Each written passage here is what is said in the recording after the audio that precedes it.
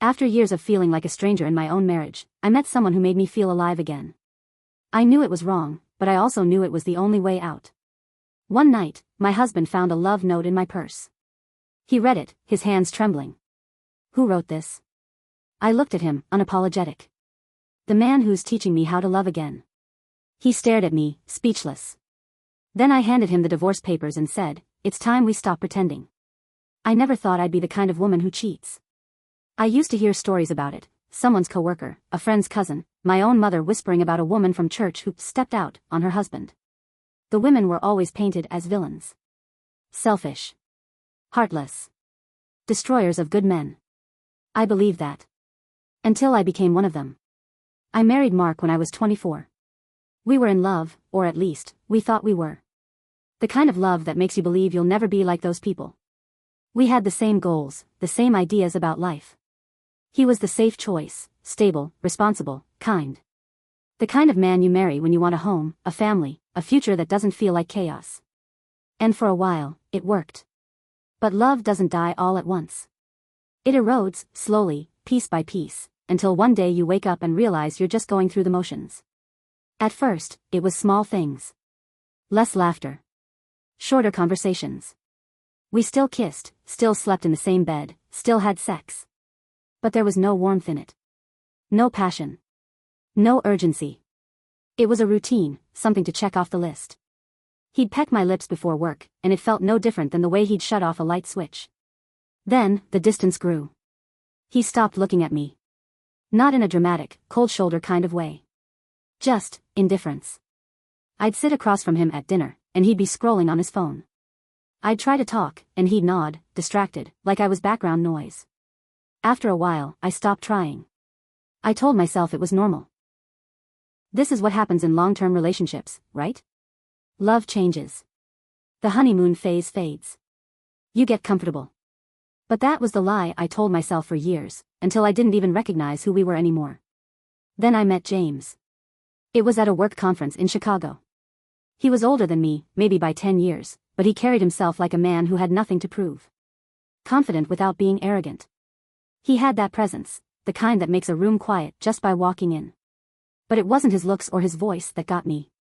It was the way he listened. We were paired together for a project, and the first thing he did was ask me about myself. Not in a small talk kind of way. Not the empty, "Where are you from? What do you do?" kind of questions. He actually wanted to know me. He remembered the little things I said, how I hated black coffee but drank it anyway, how I always carried a book but rarely had time to read. Mark hadn't asked me anything about myself in years. I tried to ignore it. The way my stomach flipped when James laughed, the way I caught myself wanting to look nice when I knew I'd see him. I told myself it was harmless. Just work. Just a little excitement in an otherwise dull life. Then came the night that changed everything. The conference was wrapping up. There was a dinner, a few drinks, a lingering moment in the hotel lobby where neither of us wanted to say goodbye. I should have walked away. I should have gone up to my room, called Mark, and reminded myself of the life I had built. Instead, I followed James outside. It was cold, the Chicago wind sharp against my skin, but I barely felt it. We walked, aimlessly, the city lights reflecting on the wet pavement. I don't remember what we talked about. I just remember how I felt, awake. Alive. Then, he stopped. Looked at me like he saw straight through me. "When's the last time someone made you feel special?" The words hit me like a punch to the gut. Because I didn't have an answer. I should have left then. But I didn't. His hotel room was small, impersonal. A bed, a desk, a lamp that hummed faintly. He stood by the window, hands in his pockets, watching the city below. He was waiting for me to make a choice. I made it. The first time didn't feel like a mistake. It felt like a release. Like I had been holding my breath for years and was finally allowed to exhale. I wish I could say that was the end of it. That I went home, confessed everything, begged for forgiveness. But I didn't. It wasn't just one night. James became something else. A secret, a sanctuary, a reminder that I was still a woman who could feel something other than exhaustion. It wasn't just about the sex, though that was part of it. It was the way he made me feel seen. Wanted. He asked me how my day was and actually cared about the answer. He touched me like I mattered. With Mark, I was a wife. A partner. A person who handled bills and laundry and the details of a life we had built together. With James, I was just me. I knew it would end eventually. Affairs always do. I thought maybe I'd be the one to end it.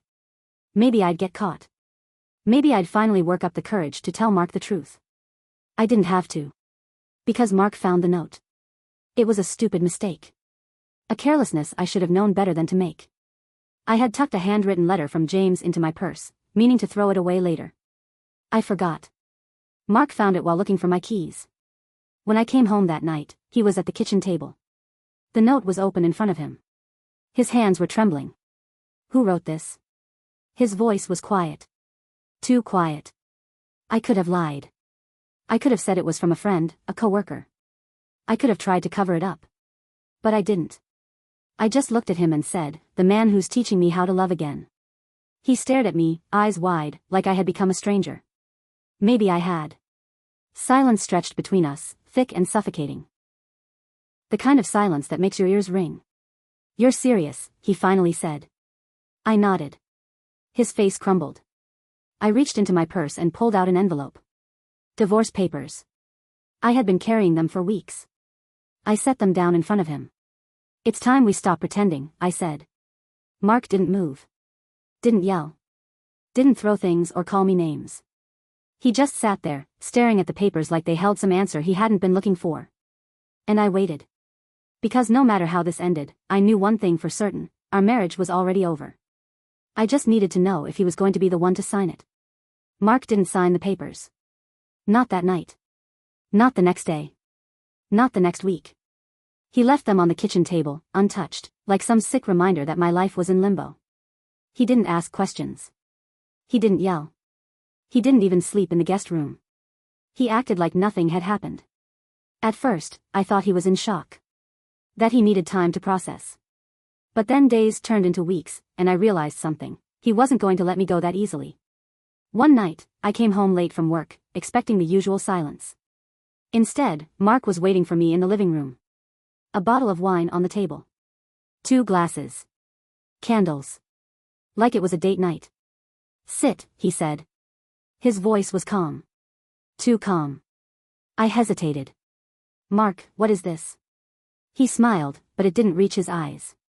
Just sit with me. Let's talk. I sat. He poured the wine. I've been thinking, he said. We don't have to do this. We can fix it. I stared at him. Fix what? Us. He leaned forward. I know things haven't been great, but we've been together for almost 20 years. We don't just throw that away. I shook my head. Mark, I don't love you anymore. His jaw clenched, but he nodded like he expected that. That's fine. We can work on it. I felt my stomach twist. You can't force this. You think I don't know that? He laughed, but it was bitter. I just think you're making a mistake. You're caught up in some fantasy. You think this guy loves you? That he's gonna build a life with you? I looked away. You don't know him. Mark's face darkened. Neither do you. The way he said it sent a chill down my spine. Something was wrong. Mark knew something. He leaned back, swirling the wine in his glass. You want to know what I did today?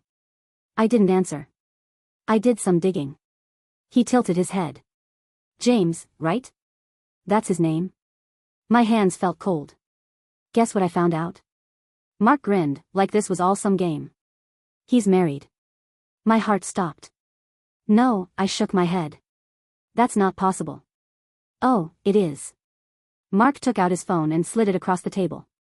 A photo was pulled up. James. Smiling. His arm around a woman. A wedding ring clear as day. I felt like I was going to be sick. I called his office, Mark said, leaning in like he was savoring this moment. Told them I was an old friend looking for him. Got his assistant on the phone. Nice lady. Very chatty. Told me all about his wife. His kids. He let the words hang in the air. 2 daughters. They live in Connecticut. The room was spinning. You didn't know, did you? Mark smirked. Wow. That's rough. I felt my throat tighten. You're lying. He scoffed. Look at the picture. I did. And the moment I did, everything inside me collapsed. James never wore his ring around me. I never thought to ask why. And now, the answer was right in front of me. He was never mine to begin with. Mark sat back, sipping his wine like he had one. So, what now? He asked. You still want to run off with him? Be his little secret? I couldn't breathe. My skin was crawling. My hands were shaking. I grabbed my phone and called James. Straight to voicemail. I called again. Nothing. Mark chuckled. Oh, that's cute. You think he's gonna pick up? I stood up. I need air. Mark let me go. He didn't stop me. He just watched as I grabbed my coat and rushed outside. I didn't know where I was going. I just walked. My heart was hammering, my stomach twisting. I felt like the biggest fool in the world. I had destroyed my marriage for a man who was never mine. I had nowhere to go. No plan. No idea what to do next. Then my phone buzzed. A message. From James. We need to talk. Don't tell anyone I reached out. I stared at the words, my mind racing. Something wasn't right. And for the first time since this all started, I was truly afraid. I stood there, my phone screen glowing in the dark, James' message burning into my eyes. We need to talk. Don't tell anyone I reached out. My fingers hovered over the keyboard. I wanted to scream at him, demand answers, tell him to go to hell. Instead, I typed, "Are you married?" A long pause. Then, "Please. Meet me. I'll explain." Explain? There was nothing to explain. He either was, or he wasn't. But I needed to hear it from him. I texted back, "Where?" "Same hotel. Room 812. Come alone." The words sent a shiver through me. I hesitated. Every rational part of me screamed to block his number, go home, and pretend none of this happened. But I wasn't rational. Not anymore. I needed the truth, even if it shattered me all over again. I turned back toward the house. The living room window glowed warmly, Mark still inside, probably pouring himself another glass of wine, satisfied that he had exposed James for what he was. He thinks he's won, I thought bitterly. I turned away and walked in the opposite direction. I took an Uber, staring out the window, my heart pounding. The city lights blurred together, my mind racing through every possibility. Maybe James would tell me it was all a misunderstanding. Maybe he had an ex-wife. Maybe Mark was lying. Maybe. But when I stepped into the hotel lobby, I knew I was kidding myself. I took the elevator up, my stomach twisting into knots. Room 812. I knocked once. The door opened immediately. James looked different. Tired. Unshaven.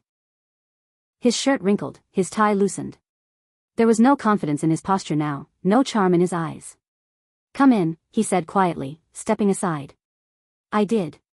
The room smelled like cologne and stale air. The bed was unmade. His suitcase was half-packed. "Say it," I demanded. He ran a hand down his face. "It's complicated." "No, it's not," I snapped. "Are you married, yes or no?" He exhaled. "Yes." I felt my stomach drop. "For how long?" 22 years. My breath caught in my throat. 22 years. Longer than I'd been married. "And your daughters?" My voice cracked. James' face twisted in pain. "I have 3. Not 2. I stumbled back, grabbing the desk for support. 3 daughters. He had built an entire life while I was here, thinking he was mine. Tears burned at my eyes, but anger swallowed them whole. "So what was this?" I hissed. "Some fun on the side? Was I just something to make you feel young again?" "No, God, no." He took a step toward me, but I backed away. "Then what, James?" I snapped. "What was I?" He hesitated. Then, so softly I almost didn't hear it, he said, "You were my way out." I froze. "What?" He swallowed hard. "You were my way out," he repeated. "I wanted to leave her. I still do." I laughed bitterly. "So what? You just wanted me to burn my life to the ground first? To make sure I had nowhere to go before you made a move?" "No, it wasn't like that." His voice cracked. "I didn't mean for this to happen. I didn't plan any of it. But you made me feel something I hadn't felt in years." His words echoed the ones I had told Mark. The man who's teaching me how to love again. Only now, they felt hollow. I turned for the door, but James grabbed my wrist, his grip firm but not forceful. "Please," he whispered. "Just hear me out." I yanked my arm free. "I have nothing else to say to you." Then I walked out. I didn't cry. Not then. Not in the elevator, not in the lobby. Not even when I slid into the back seat of a cab and muttered my address. I just stared out the window, numb. Then, my phone buzzed again. Mark. I ignored it. Another buzz. A voicemail this time. I hesitated, then hit play. His voice came through, but it wasn't taunting. It wasn't smug. It was panicked. "Where are you? Call me back. Now." I frowned. Mark never sounded like that. Then another message came through, this time, from an unknown number. A single sentence. "You need to be careful." A cold chill ran down my spine. I typed back, "Who is this?" No response. I sat up straighter, my heart hammering. Mark was calling again. I answered. "What?" I snapped. "Where are you?" His voice was sharp, urgent. "In a cab," I said, my pulse racing. "Why? Are you alone?" Something in his voice made my skin crawl. "Yes." "Go home," he said immediately. "Don't stop anywhere. Don't answer any calls from numbers you don't recognize." What the hell is going on? Mark exhaled sharply. "James isn't who you think he is." My hands went ice cold. "Yeah," I said. "I figured that part out already." Mark hesitated. "No, you don't get it." A beat of silence. "I did more digging after you left." I waited. Then he said the words that made my stomach drop. "His real name isn't James." The taxi swerved slightly as the driver glanced at me in the rearview mirror. I didn't even realize I had gasped out loud. "What?" "His real name is Daniel Shaw," Mark said. "And he's been investigated twice for fraud. Once for identity fraud." My head started spinning. "But that's not the worst part," Mark continued. "His first wife," Mark hesitated. "She went missing. 10 years ago." I felt my blood turn to ice. "No," my voice shook. "You're lying."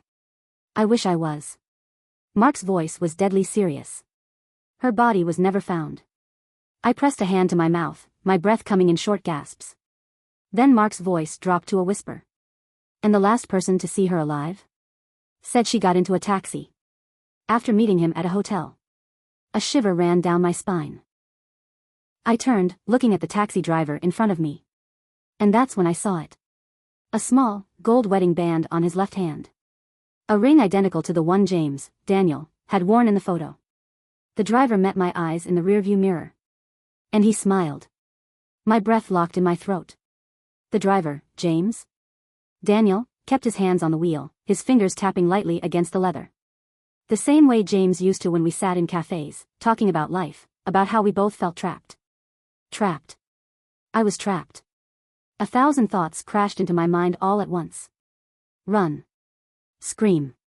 Open the door. But we were moving, fast, the city lights blurring past the window. I forced my voice to stay steady. My throat closed up. "Where are we going?" He smiled in the mirror. "Home." The cab smelled different now. I hadn't noticed it before. A chemical smell, faint but distinct. Something sharp, artificial. I reached for my phone. My hands were shaking so badly I almost dropped it. I tried to text Mark. "Help. In a cab. Send police." Before I could press send, he locked the doors. A quiet click. I froze. My heart slammed against my ribs. "What are you doing?" I whispered. His eyes met mine again, calm, unreadable. "I told you," he said. "We need to talk." I forced myself to breathe. "James, Daniel." His voice was smooth, gentle. "I figured you'd find out sooner or later." I gripped my phone tighter. My skin was ice. "Where's your wife?" He chuckled. "Which one?"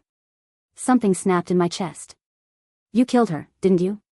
His jaw tightened, and for the first time, a flicker of something passed over his face. Annoyance. "You should be careful what you say," he murmured. I looked at the door handle. He saw. "Don't," he warned. My heart pounded. I had to think. Had to stay calm. Where are you taking me? He sighed like I was exhausting him. We can't talk here. Too risky. The cab turned down a dark street. No traffic. No people. I gritted my teeth. No. Not like this. I made a decision. Before I could think twice, I pressed call on Mark's number. Then, keeping my phone low, I pressed speaker. Mark? I said loudly, pretending I had just answered. Yeah, I'm on my way home. Daniel's hands tensed on the wheel. I had to keep going. Had to sell it. Oh, you're outside? Yeah, I'll be there in 5 minutes. Yeah, I see the police car. Good idea, just in case. His eyes flicked to me in the mirror. Mark's voice exploded through the speaker. Where are you? Are you? I hung up. Daniel's jaw clenched. He exhaled sharply through his nose. Then he did something I wasn't expecting. He laughed. Smart, he admitted. Really smart. The cab slowed. A red light. He turned to look at me for the first time, his face inches from mine. I felt bile rise in my throat. Then he unlocked the doors. Get out, he said. I didn't move. I didn't trust it. I said get out, he snapped. I grabbed the handle and bolted. My feet hit the pavement. I ran. I ran like my life depended on it. I didn't look back. Mark was waiting outside when I got home. He didn't speak, didn't ask anything, he just pulled me into a tight hug. I didn't realize I was shaking until I felt how steady he was. My voice cracked. I know, he murmured. I know. He walked me inside. I sat on the couch, arms wrapped around myself. Mark locked the door, then paced, running a hand through his hair. I called the cops, he said. Told them everything. I nodded, staring at the floor. He's gone now, Mark added. Probably ran the moment he knew I was involved. Something inside me cracked. I was going to leave you for him, I whispered. Mark sat down across from me. He looked exhausted. I was ready to walk away, I choked out. I thought he loved me. I ruined everything for him, and he was never even real. Mark didn't say anything for a long time. Then, quietly, he asked, Do you love me? The question sliced through me. I looked up. His face was unreadable. Did I love him? I didn't know anymore. I wiped my face with my sleeve. I don't know. He nodded slowly. Fair. We sat there, the silence stretching. I didn't know what I wanted. I didn't know if I wanted to fix this, if I even could. All I knew was that I was alive. That I had come so close to making the biggest mistake of my life. Mark sighed, rubbing his temples. You should sleep. I wanted to tell him I wouldn't be able to. That every time I closed my eyes, I'd see Daniel's smile in that mirror. Instead, I nodded. Yeah. Mark stood up. Hesitated. Then, barely above a whisper, he said, We'll figure it out. I didn't know if he meant us or me. And I didn't ask. Daniel disappeared. No trace. No sightings. The police questioned me, Mark, even his office, but he was gone. Vanished. They reopened the case on his missing wife. They started looking at his financial records, his aliases. But deep down, I knew. They would never find him. And if they did, it wouldn't be the first time he ran. As for Mark and me, we tried. We really did. We went to therapy. We had long, painful conversations. But some things, once broken, can never be whole again. I moved out 6 months later. It wasn't dramatic. No screaming, no slamming doors. Just a quiet understanding. A sadness we both carried. Mark and I still talk sometimes. Civil, kind, even. He's dating again. I heard from a friend. I'm happy for him. As for me, I'm still figuring it out. I don't know what love is supposed to feel like anymore. I don't trust my own heart. But I know this, I will be okay. And for now, that's enough.